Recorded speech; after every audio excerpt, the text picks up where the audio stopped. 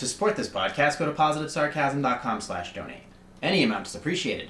Once again, positivesarcasm.com/donate. Thank you and enjoy the program. This episode of the podcast is brought to you by PB and Joey. Simple, honest, and delicious. Go to pbandjoey.com for more information. $35 or more gets you free shipping. That's pbandjoey.com for more information. pbandjoey.com. The new law of evolution in corporate America seems to be survival of the unfittest. Well, in my book, you either do it right or you get eliminated.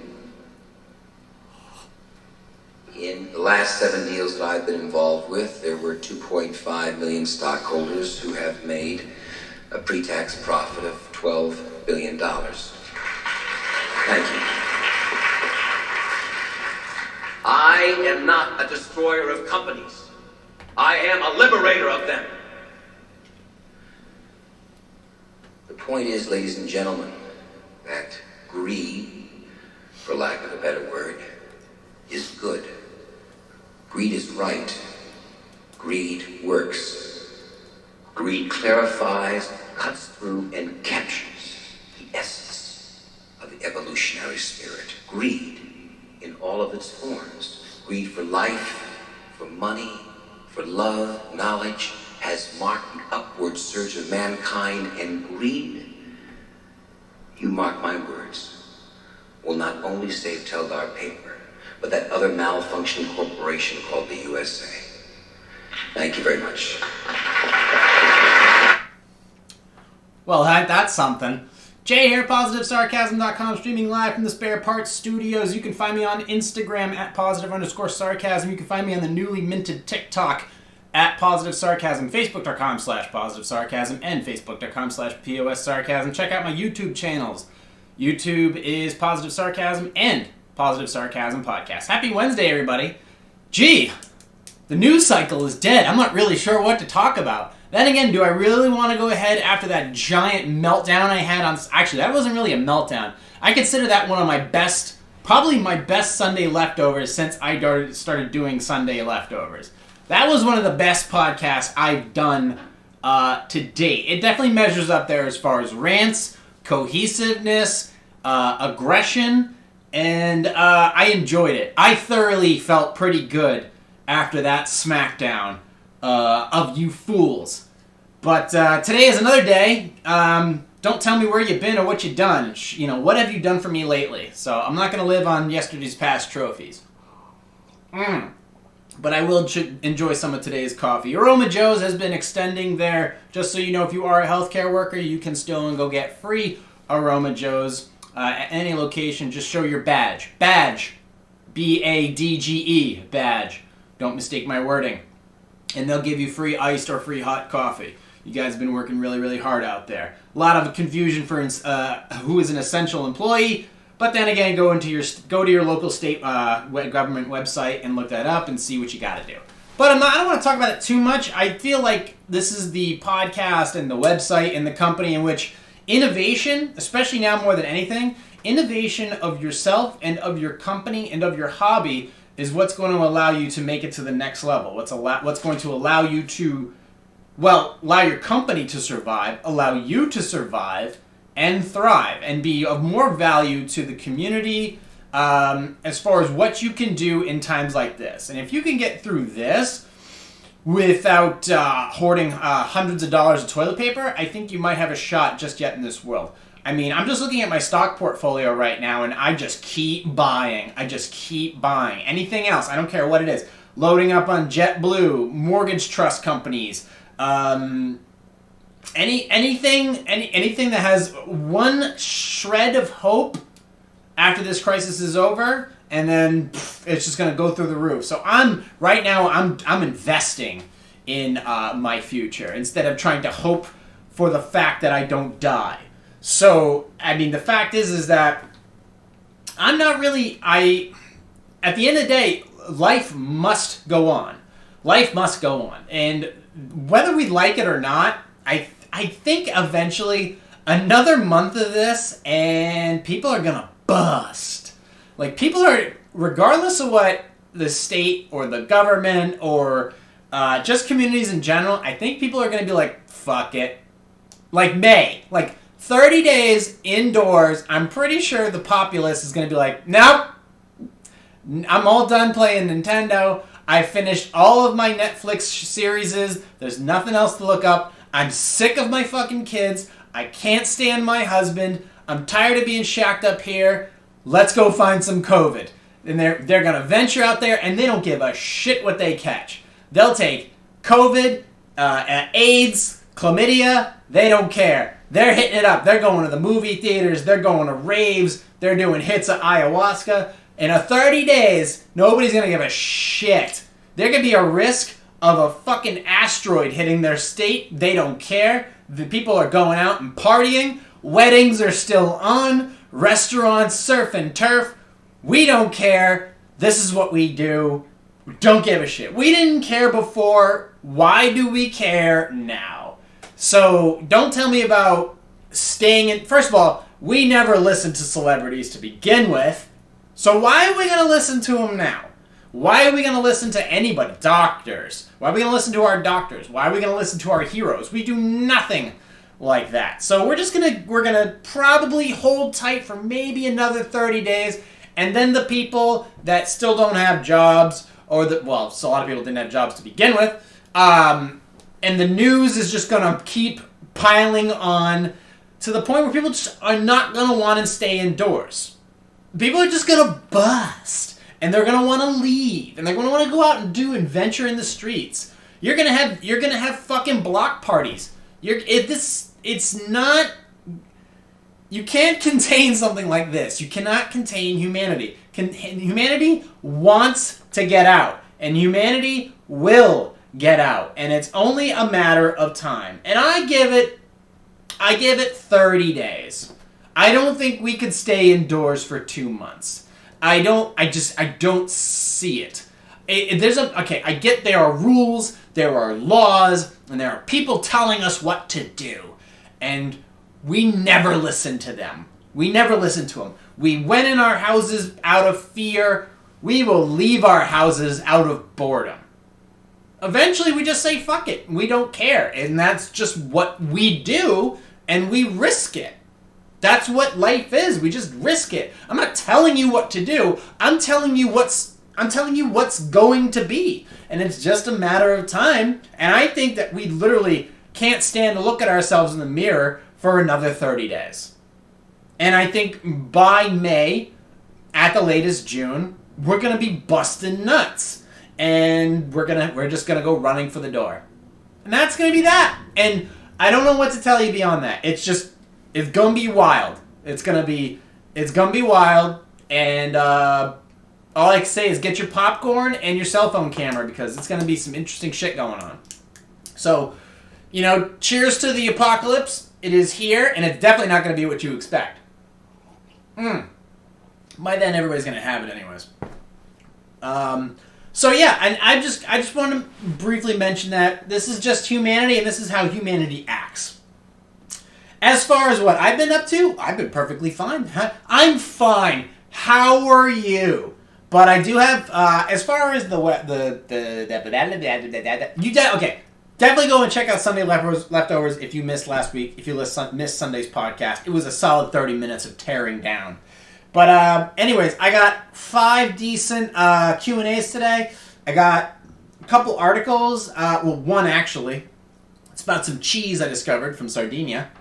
And speaking of utilization, I want to talk about... Actually, before I get to how I'm keeping up, there's a new website that my buddy Turcotte has just unveiled. You can go check it out. It's basically a website if you just want to if you're just tired of the news and you just want to read shit that absolutely makes no sense, is a quick read, is not factually accurate. It's just a silly made-up news blog channel. Go to poppycrock.com. POPPYCROCK.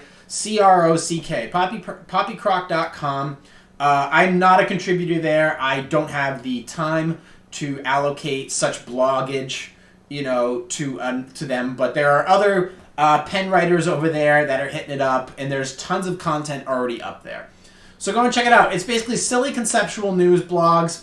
There's a team of pen names over there. You can support the newly minted website by going to paypal.me/poppycrock, and there's a bunch of silly stuff there, and they're just making shit up every single day. So be sure, and the website looks great. In my opinion, it's the best work that Turcotte's ever done, and I wish him all the best in his adventures. And yeah, I'm a supporter of the website. I don't really give a shit. I'll stand behind the silly bitch, and well, just expect more to come, and go and check it out and see if it's your thing. But also, I did. There's a weird thing about Apple. I'm going to talk about Apple laptops real quick. I want to get into some tech stuff since the news is kind of broke. It's been hard to kind of find articles that I would actually enjoy reading. You know, besides anything about flattening the curve or Wuhan, China, or eating bats. You know, shit like that. That's one thing. Yeah. So, actually, let me write something down really quick. Bats and oh yeah, veal. There we go. I'm gonna write that down. Okay. Anyways, so one thing I've been wanting to do for the longest time, because obviously you guys know I restore laptops, I restore computers, I try to get them functional again. I just successfully finished an old Celeron computer, which is a Celeron was one of the crappiest processors that Intel ever made. It was fucking slow. Actually, it wasn't slow. It had this thing called caching. Most processors have this thing called caching, but its cache was so small when you opened a program, it would basically max out the processor every single time. So you really had to strip down the computer to the point where it handles, you know, basic functions. You know, internet, YouTube, Netflix, but it will not run anything crazy with graphics. It isn't built for that. It's designed, it was like the original Chromebook. That's what it was. And it will never amount to anything more than that. But because I stripped it down so much and gave it a certain function, it will work as a strong Roku and a YouTube thing, and it'll be perfect for my Cricket Lounge, where I watch YouTube videos and movies and things like that. So that was a relatively cheap investment. It only cost me $30 to basically just install a brand new hard drive, an SSD drive. So the issue with the MacBook, though, I had a client who bought he was paid $200 for a MacBook, so obviously overpaid. The problem I have with Apple laptops, here's the thing, it's their operating system. Don't get me wrong, their operating systems are cool, but you can't just install an operating system. In order to install the latest operating system, you have to install the previous version of it. And you can't really, they really are tight-knit, they're closed. It's hard to find Apple shit. And I was like, why would I try to do this? As far as if you're going to install, say you want to blank out the hard drive that's already inside your computer, and you want to install Windows 7 or Windows 10 or Linux Ubuntu. All you got to do is just create a jump drive or pop the CD in the drive, and your computer will basically, for the most part, just wipe out the existing hard drive, install a brand new operating system on it, and then basically, besides some updates, you're done. With an Apple laptop like a MacBook Pro, not the case at all. They have 4 different settings that you have to unmount and then click on disk utilities, and it's just a fucking mess. You can't just pop in a jump drive, wipe the bitch clean from BIOS. You just can't do that. It's just in my opinion, it's annoying because Apple wants you to use their products, they want you to use their software, but at the end of the day, an Apple computer is the guts of it are the same exact shit that you would find in an Acer, that you would find in a Dell, that you would find in any other laptop. So, what do? Well, I had an extra hard drive kicking around that already came preloaded with Windows 10. So what I did was I ripped out, and I'm going to test this later. I'm going to test the Apple hard drive that was already in there to see if it's corrupted. But in the meantime, I took the Windows 10 preloaded hard drive, popped it right into this Apple MacBook, and by doing a few Control-Alt commands, I was able to select the Windows operating system, and poof, just like that, this computer now loads Windows 10 automatically. And it's kind of weird, but really satisfying to see an Apple computer running a Windows product. Now the thing is, if I can get it to install Windows, if I can get it to run Windows 10, I can get it to run Windows 7. I can get it to run Linux Ubuntu. The problem is, here's the real annoying thing. A PC, a personal computer or laptop, anything that runs Windows, has, as you know, for the mouse, for the cursor, it has a left and right click. That's how you select your options. On an Apple product, you only get one button. So you click to run a program, and then you click and hold to have your drop-down option menu. So you don't get to change that when you switch over to Windows 10. So what you have to do is basically buy an external mouse. If you have a desktop, it doesn't matter. You just buy a 2-button mouse. But if you have a laptop, you have to get an external mouse or some type of external trackpad, and then that'll do the trick. And then you can basically run Windows 10 on a laptop, on a MacBook, just like you would anything else. And then the bitch of it now is I have to go and find the drivers for some of the missing, for some of the hardware that's not being detected. Like, for example, whenever you reinstall a Windows 7 or Windows 10 or Ubuntu, you got to go and find drivers that are missing. So it's the hardware's way of communicating with the operating system, saying, I'm here, this is my name, use me. So you go to like Windows Update, or you go to driver search and you type in the name of your computer and then you find it. The only problem is I'm not sure if I'm able to find the drivers for like the MacBook webcam and then a couple other things. I'm pretty sure they're out there. I will find them, and then I will make this computer in Windows 10. And as long as I can get everything set up for it, I will return it to the client as long as I test it out, install a few programs on it, and he'll be on his way. But it was a cool thing to do that, and just to see if it was possible. And I'm actually going to test now. I'm going to do the reverse. I'm going to see if I can take an old dual-core HP desktop and install it with a Mac OS and see if I can do that. It'd just be an interesting experiment because some people prefer... first of all, it's much less expensive. Much less expensive. Much cheaper to buy a PC product and install an Apple operating system on it. Much cheaper. Much cheaper. So and that's actually what I recommend. If you wanted to run an Apple, computer, the best advice I could give you is buy a PC and install an Apple operating system on it. That's what I would do. So I'm going to try to see if I can make that happen.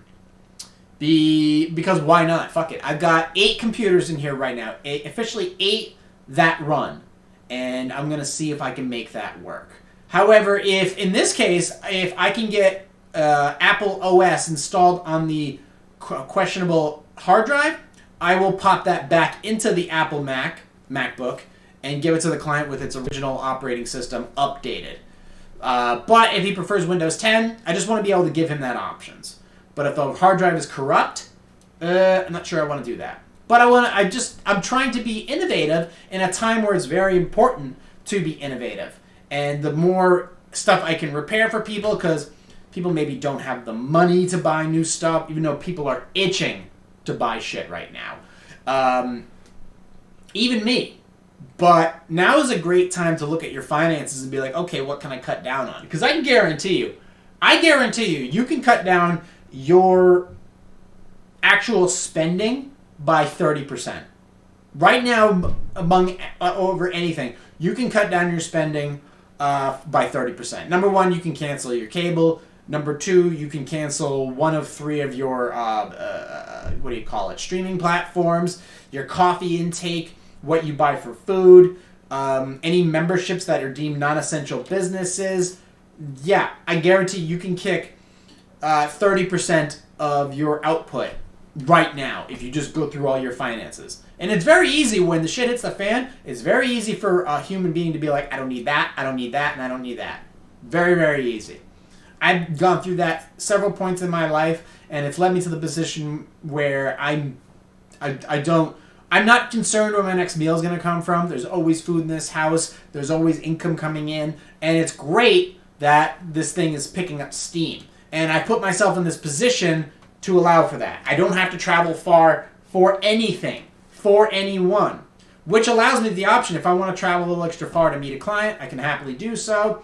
Anybody has questions or concerns, they can email me at positivesarcasm@outlook.com. They can Zoom with me if they want. You just go ahead and hit me up on Zoom, and we'll go ahead, we'll Zoom there if you guys have questions or comments, or if you're just quarantined and lonely, we can go ahead and chat there. I'm willing to lift your spirits as much as I can. Besides my videos and my clips and my website and my podcast, I'll try to lift your spirits. If you really are down in the dumps over this whole thing, I'll lift your spirits the most I can, whether it be through recommendations, through articles, through my social media channels, but any way I can.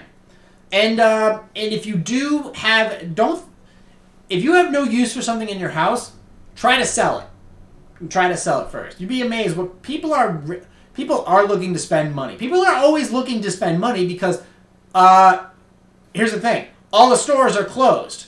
So they can't go to TJ Maxx and buy shit. So they're going to go ahead and look on Craigslist for shit to buy. They're going to look on Facebook Marketplace for shit to buy. They're going to go on Amazon and on eBay for shit to buy. And they're always looking for a deal.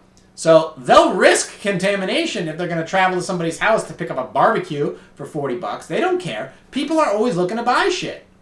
People are greedy. People are hoarders. So take advantage of it. Take advantage of people wanting to spend money, and that'll be that. Just make your money. You'd be surprised what can stem from it. So just do yourself that favor. But in the meantime, while you're making a little extra cash on the side, make sure that you're either investing that cash in the stock market for when it recovers, because eventually these 200,000 people are going to get sick and die anyways. So you might as well come out of this thing healthy and wealthy at the same time. There's nothing you can do about them. There's nothing you can do about them besides stay away from them, keep to yourself, and utilize the Robinhood or the E-Trade app and buy up a shitload of stocks. Buy up a shitload of stocks and get your bank account ready. You're protected to up to $250,000 in the trading apps and in your bank accounts and your credit unions. So you're not going to lose your money. You're not going to lose your money. You're not going to lose your 401k. You're not going to lose any of that shit. None of it. It's not happening. So don't worry about that stuff. Just focus on getting through this, because whatever's going to happen out there is going to happen out there. You can't continue to worry about what's on the news, because I'm just looking at Dig, the website dig.com. I don't go to the actual news websites anymore. I haven't done that in a long time. And there's just no point in it. There's very, very little information that I deem of actual value in order for me to live a better life. Okay? I mean, when you go to a news website, it's all op-eds anyways. And it's healthier for you emotionally and physically to actually just avoid that shit altogether, because a lot of people are stressed. A lot of people are having a tough time.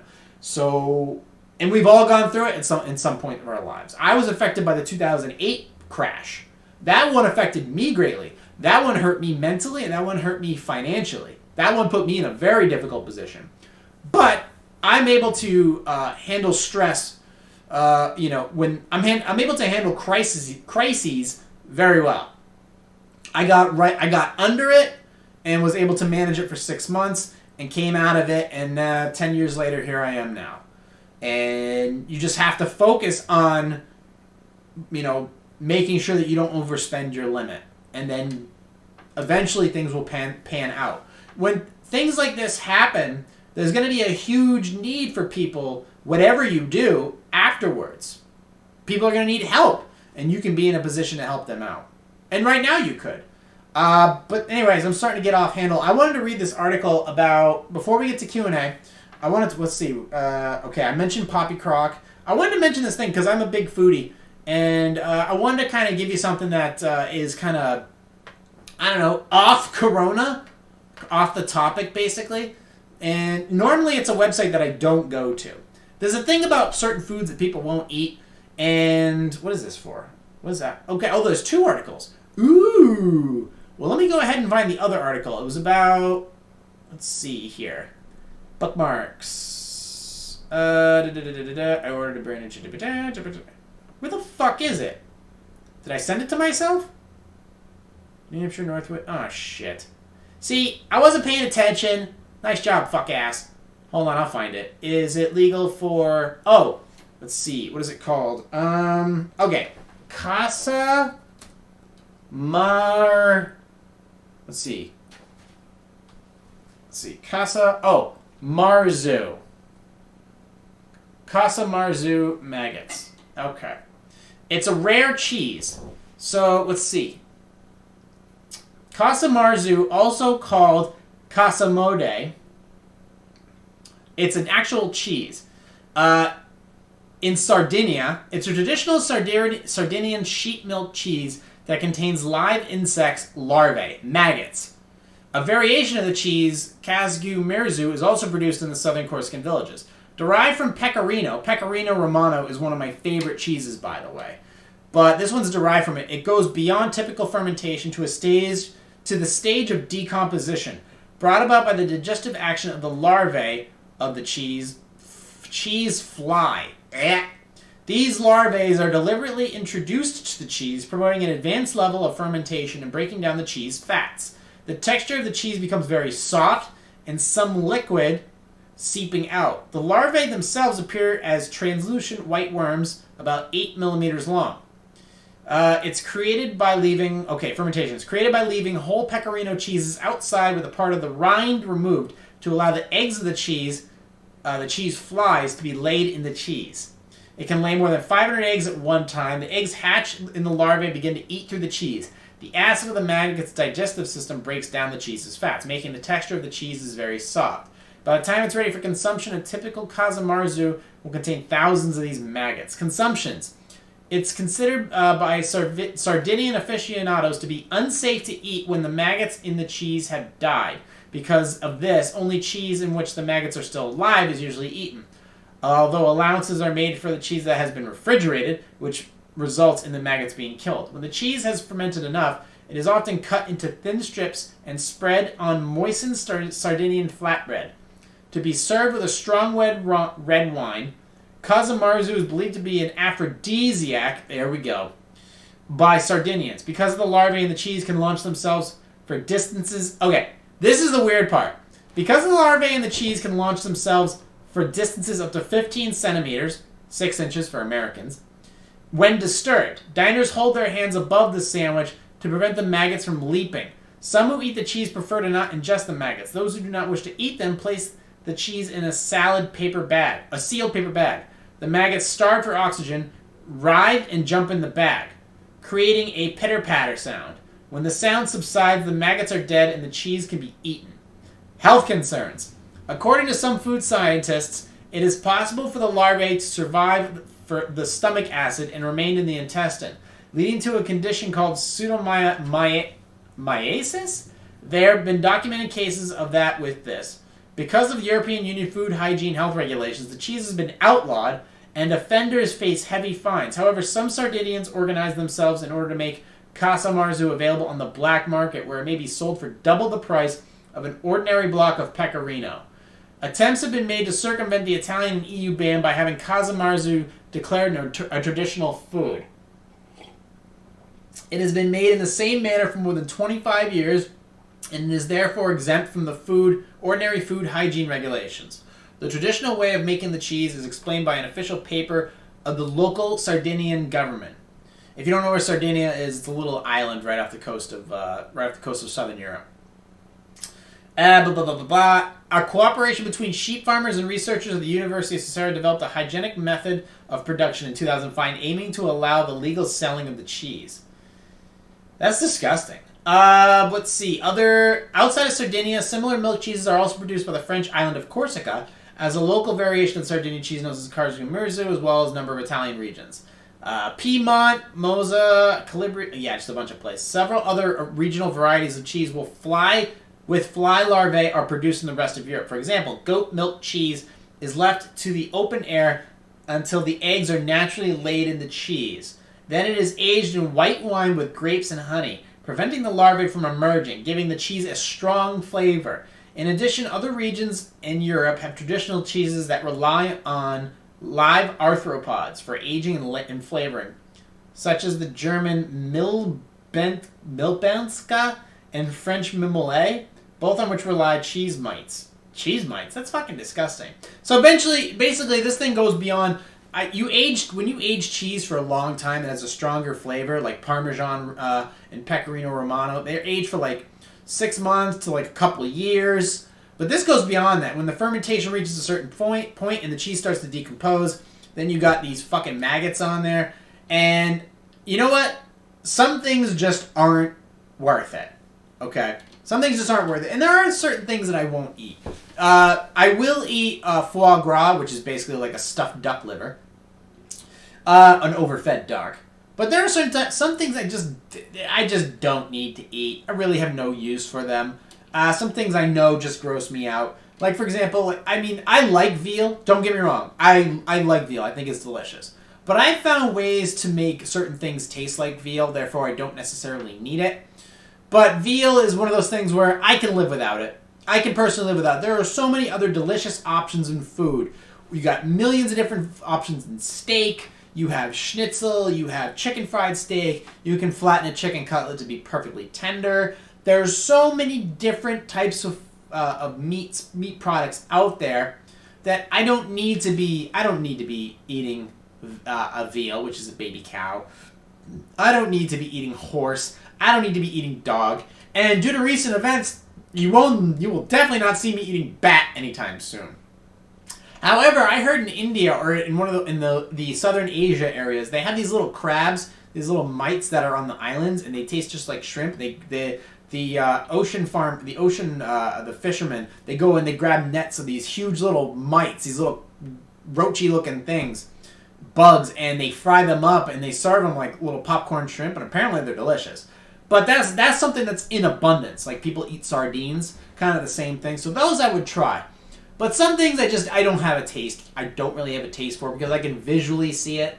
And especially with cruelty to animals, I try to stay away from places like McDonald's and fast food and stuff like that. So, yeah, I have to say no to this maggot cheese. There's like I said, same thing. There are too many delicious cheese out there. Too many delicious types of cheeses. I go down to Sal's on Hanover Street in Boston, and there's hundreds of cheeses there that I can sample from and choose.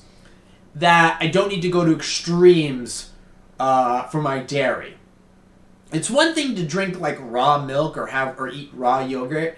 It's another thing to eat a cheese and have it eat you. So I'm going to kind of steer clear from that. We are at 32 minutes. Let's go ahead and just finish it up. Try to keep everything a little bit tighter because my rambling was a little off in the beginning of this thingy. This thingy. What the fuck is this thingy? Oh, it's right. It's the Positive Sarcasm Podcast. Okay. Let's see. All right. Oh, and I am feeling much better. Thank you for asking. I'm back to drinking coffee again. Not as much as I normally do. I have like a little 6-ounce cup that I now drink out of in the mornings.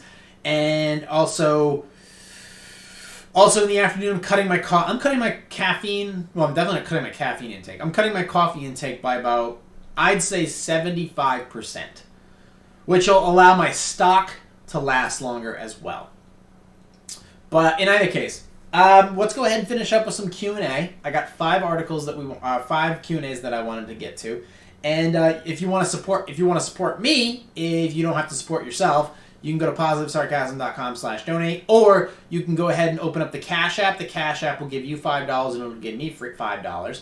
Or you can go to you can click on my Robinhood app link, and that will give you a free stock when you fund your account, and then you can buy or sell that, with that stock. It's free money, yo! And then I'll get a free stock out of it as well. So go ahead and check that out. But let's go ahead and just check out the Q&A for today. I got 1, 2, 3, 4, 5. Okay. And most of them are non-COVID-19 related. So we'll kind of, change things up for a week so you guys don't have to think about it for much. But this first one definitely has something to do with it. Here we go. Is it legal for my company to cut hours in order to absorb all its workers' $1,200 stimulus checks? I work in an administrative role at a restaurant chain, a national restaurant chain. I just got off of a conference call with corporate in which they told us that if the U.S. government sends us the proposed stimulus checks due to COVID-19, they plan to absorb the money we receive by cutting our hours to reflect the amount. In other words, if each person receives a check for $1,200, $1,200 will effectively go back to the company. Is this legal? Presumably, it will be a sacrifice shouldered by lower-level corporate employees, since executives likely make too much money to qualify for the government checks. In parentheses, my partner lost his job due to service industry layoffs, so money is a concern during this time. Now, is this legal? Yes, it is very much legal. However, it is a poor thing to do because it sets a precedent for a certain amount of greed. When you own a company and you pay employees, the reason you get paid the most is because you absorb the amount of risk. So if there's a large amount of risk, you making the most money should be absorbing the losses, not your employees, because then it sets a bad example, because the word will get around that you're a shitty employer and people won't want to work for you. No matter what happens, they will not want to work for you. There was a company in Tulsa that tried to do this, and this article may have something to do with it. And that article, since the article has gotten out and the outrage has come flying in, that company in Tulsa, Oklahoma, has actually reneged on its statement saying that it will cut benefits or hours because of the COVID-19 stimulus check. So this article may have something to do with it, but is it legal? Yes. Is it disgusting? Very much so. So at the end of this, when things kind of calm down, you may want to consider looking for a new job. Well, since there's going to be 200,000 deaths in this country in the next 2 weeks, you might as well start looking now. Anyways, here's the next article. Am I a jerk for not letting my former... by the way, this might be a shorter podcast. This might be more in the Sunday Leftovers category, but that's okay. I'm just going to keep... I'm milking it right now, sorry. Am I a jerk for not letting my former roommate move in with me and my girlfriend at the last minute? 6 months ago, I moved into an apartment to be the roommate of this guy we'll call Joe. It had been going all right. Me and Joe do not dislike each other, but we are not friends either. Okay, so you had a business relationship. I had been looking for a new place with my girlfriend the last 3 months, and we found a great place. I informed Joe I would not be renewing the lease, and I would be moving out about 2 months ago, to give him plenty of time to move out too. Find a new roommate. What? To give him plenty of time to move out too, find a new roommate. I also updated him to jog his memory every week or so. Okay, good. So you did it several times. Well, I moved into a new place 4 days ago with my girlfriend. We had been putting our furniture in the last few days, organizing the stuff, the usual. Yesterday, I heard the knock on the door open up, and it's Joe with like 6 suitcases stating the place looks great.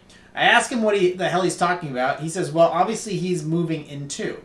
I told him I have no clue what he's talking about, to which he said I had been updating him. He figured I wanted him to move in. At this point, I just said I was sorry if that is how he interpreted it, but I did not invite him, and I am not looking for a roommate. He asked me to let him stay for a few weeks. In that case, since he has nowhere to go, I said no. Since then, from the barrage of angry messages from him, some mutual friends have told me that I could at least help a friend out for a few weeks in these times, and I am a douche for not doing so. Regardless, I feel sort of guilty. No, you know what? He should have been prepared. He should have been prepared, and regardless of, I mean, I've done some shitty things in my past as far as moving out and stuff, but in this case, you're not the asshole. You informed him, hopefully, next time do it in writing. You informed him that you were moving out, you reminded him, you never made any mention that he was moving in, and you're moving in, and he didn't, I think this is a case where somebody just didn't get the hint. Somebody didn't get the hint, which happens very often with people, because people are fucking stupid. And the place looks great. I guess at that point he assumed something that he shouldn't have. And I wouldn't feel bad if you said no. If you said yes, okay, it's one thing. But sometimes people just don't want to leave. And then the situation can become worse, because then you try to be gracious and offer them a place to stay for a few days, and then all of a sudden you become a bigger asshole because they don't leave, and then you make them leave, and then you're an even bigger asshole because you did that, when you were merely just trying to be nice. And you're not friends either. You guys aren't friends. You guys were roommates and nothing more. You clearly stated that. So fine. He needs to go find his own place, and that's his problem. That's his problem, and that's that. And I wish you all the best with you and your girlfriend and your new place. So, let's move on to the next article. What's this one about? Love Ladier's late wife. Oh, no, this one. Uh-oh. Should I let my 11-year-old son go to a furry convention by himself? I am a single mother of an out and proud gay 11-year-old boy. What? 11 years old? Alright. Okay, I'm going to put that aside for now. I'm bisexual myself. Gee, wonder how this worked. I wonder how this happened. So he said he has always felt safe confiding in me about his sexuality, even though he's 11 years old. But there's a new development, one I'm having trouble fully getting behind. Abel has discovered the furry community online and took it to like a fish to water, if you will. He now says that he is a skunk and would like me to exclusively refer to him by the name of his skunk persona, Abel, or rather Zephyr. Bought a large fake skunk tail that he attaches to the back of his jeans and wears around the house and also sometimes out of the house. If large gatherings of people are ever something that happens again, he wants to attend his furry convention later this year. I'm not really opposed to the idea of Abel being an anthropomorphic skunk per se, but I'm not sure about my 11-year-old son jumping into a culture that, based on my reading, sometimes has a sexual element tied into the cuteness. If Zephyr were to attend one of these conventions, I would insist on coming along, which he has already complained about. I'm generally open-minded and accepting, and it's certainly possible that I would come around on the whole thing once I met some of his friends, but I'm still struggling. Do you think I need to pump the brakes on the entire furry thing until Abel is a little bit older? Okay, well, Slate wrote in here, isn't inherently about sexuality. In the letter I read his sons, it may not have a sexual component. In any case, okay. All right, first of all, your kid's fucked. You fucked your kid up. All right. Maybe, was he born gay? Possibly. But the fact is your kid's fucked up. You obviously didn't discipline him right. There's something completely wrong here. You haven't been keeping tabs on him. You haven't been paying attention to the little shit. And now he wants to go and dress up like fucking Pepe Le Pew and run around with a bunch of adults. You fucked up your kid. And it might be too late for him, and I wish you all the best. But, number one, no. Any convention in general where there's going to be a lot of adults around, you need to be in attendance too. Okay? If I had a kid, I wouldn't even let my kid into fucking church without supervision, especially nowadays. I wouldn't at all. No, your kid's fucked up, and I wouldn't send him to a place where adults are fucked up. Don't tell me a furry convention is perfectly normal, where adults are just having fantasies and having fun. No, they're not. They're completely fucked up individuals who like to dress up like animals. And now you're going to name your kid Zephyr? I wouldn't even name my kid Tucker. Yeah, your kid's fucked up. He's into fucked up shit, and I'm sorry for your loss.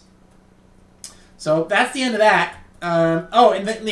The original answerer says it doesn't necessarily have, furry communities may not necessarily have a sexual component. Yeah, they do. Dressing up in weird outfits has everything to do with has everything to do with fantasy. And then when it's an adult, when it has to do with adults, it's always gonna get perverted. So yeah, good luck to you. Here's the next one. How can I convince my husband to throw away all the letters he exchanged with his late wife? My husband, Charlie, and I have been married for 7 years. We are in our mid-60s. This is the second marriage for both of us. He was widowed some years before we met. We've had a good marriage. He is sweet and caring, but one issue causes friction between us. It's about letters he and his late wife exchanged. They were high school sweethearts. She kept all the letters he sent her when he was away in college, and after she died, he wanted to keep them. It bothers me that he's still attached to them. Whenever we talk about the subject and I ask him to dispose of them, he gets defensive. Says he doesn't understand why it bothers me and accuses me of being unreasonable. He says I don't even let him have a picture of his late wife among our family pictures around the house. My first marriage was very troubled and I never wanted a picture of my late husband, but Charlie's was a happy one. Am I unreasonable, or is it time to let the past stay in the past? As painful as it might be to detach from objects that were an intimate part of his previous marriage. Okay. You need to let this one go. They were high school sweethearts. This was somebody he was with for 40-something years. Somebody that was a basically a physical asset attached to the hip for his basically his entire life. For his entire life. And this, all he's asking for, this is not somebody he's texting on the side or whatnot. This is his dead wife of 40-something years. Or I think at least, 7 years, maybe. Yeah, it's like 30-something, 40-something years. And for him to, you can't ask him to you can't tell him what to do in this situation. He's a grown man. you have a good marriage, and for you to push something like this, it's gonna trouble the marriage way more. And you have to back off on this. You have to back off on this because this is the one memento he has of his dead wife. And if he wants to dispose of it or eventually give it away or do something with it, that eventually he might decide to let it go. But since he's in his late 60s, it's hard for people in that age group, even for me, to let shit go.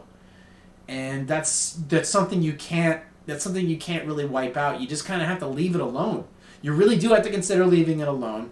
No, I'm telling you, leave it the fuck alone, because it's only going to put a damper on your relationship. And you need to tell him that you're going to back off on it, because you're his wife now, and you need to be supportive of him at this time, because any stress, especially right now, is not a good thing. So I think that you need to significantly just go away on this one and allow him to keep the pictures. They're just pictures. But they are representation of a time of his life that was very valuable to him. And you need to be supportive of the fact that he just at least wants to have those memories. And whatever he does with those pictures after he's gone, they can be passed on. And they can tell a wonderful story.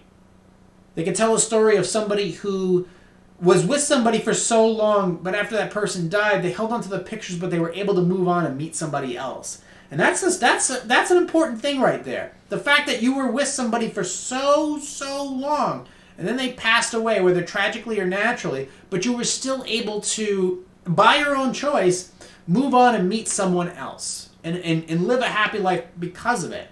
There's some value to be, there's a real lesson to be learned in all of that. So what you need to do is just allow him to keep those pictures, and that's all. That's what I really want to say to you in this factor, in this situation, is that he has those pictures. He knew her since he was in his teens, so you got to let it go. Let's move on to the next one. We're at 46 minutes. Let's keep banging away. How many more do I got left? I got 2. Okay.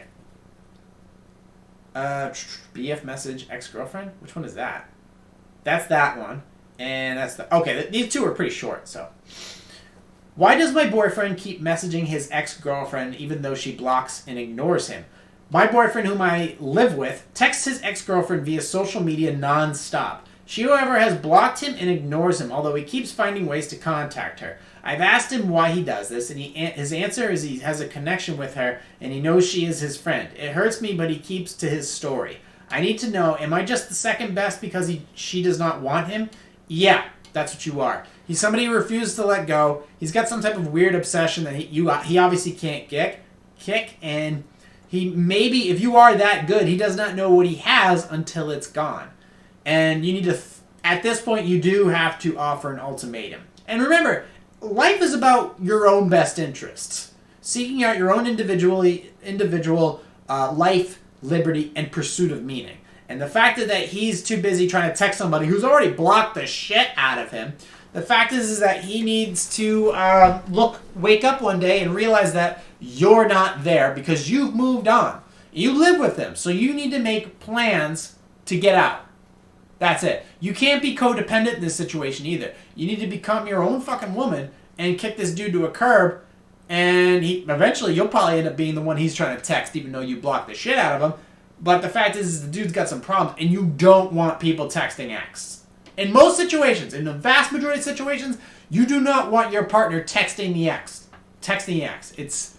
It's not healthy, and it's especially unhealthy when they're texting each other, and it's about stuff that you don't know about. Problems or complaints about you that you don't know about. So with that situation, you know what? I'll tell you, girl, there's plenty... Wait, she, however, has blocked him. Okay. You need to kick him to the curb, and you need to go and take care of yourself and do your own things. You'd be surprised. I'm actually pretty supportive of women on this platform. Despite how, neo-masculine I may come off as. Don't let the purple shirt fool you. But yeah, you gotta... Texting his ex-girlfriend via social media? Yeah. See you later, bro. You're all done here. You a bitch. Alright, last blog for the day. This one, let's see. Okay.